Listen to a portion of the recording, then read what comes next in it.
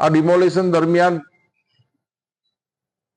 Police તંત્ર અને Rajkot municipal કોર્પોરેશનના પણ ધ્યાનમાં આવ્યું, ત્યાં અનેક પ્રકારના જે ગુનેગાર લોકો છે, એમ કહેવાય કે કોઈ પાસે 50 ઓયડી હોય, કોઈ પાસે 100 ઓયડી હોય, કોઈ પાસે 30 ઓયડી હોય, આવી ઓયડીઓ ભાડે આપી અને પોતે એ જ વિસ્તારમાં 3-4 માળના એસી બંગલામાં રહેતા હતા.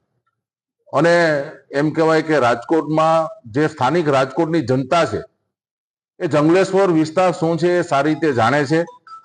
અને સરકારે જે કાંઈ મક્કમતાપૂર્વક જે કાંઈ પગલાં લીધા છે એ રાજકોટના હિતમાં લીધા છે.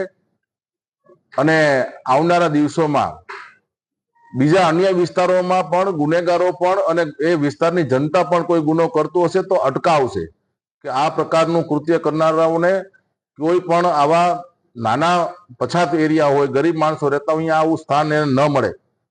બાકી કોંગ્રેસના સમયની અંદર આવાસ યોજના માટે ફોર્મ વેચવામાં આવેલા હતા કે અમે આવાસ આપશું, 10-10 રૂપિયાના ફોર્મ વેચેલા હતા.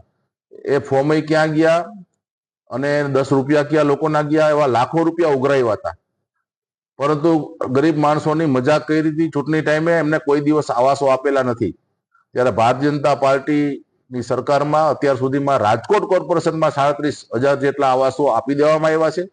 અને આ જંગલેશ્વરમાં પણ હજી જે કઈ આ વિસ્થાપિતો છે એમને જે કાંઈ એમના ડોક્યુમેન્ટ્સ હશે એમને મળવા પાત્ર થતા હશે તો અમે પણ વિનંતી કરી છે કે એમને પણ નિયમ અનુસાર એને આવાસ આપવામાં આવે. એ જે એમની એપ્લિકેશન થાય, એની ચકાસણી થાય, એના પુરાવા ચકાસ્યા પછી એમને પણ આવાસ આપવામાં આવે. સાંજ સમાચાર ફેસબુક પેજને લાઇક કરો, વિડીયો શેર કરો અને વધુ વિગતવાર સમાચાર માટે sanssamachar.net વિઝિટ કરો.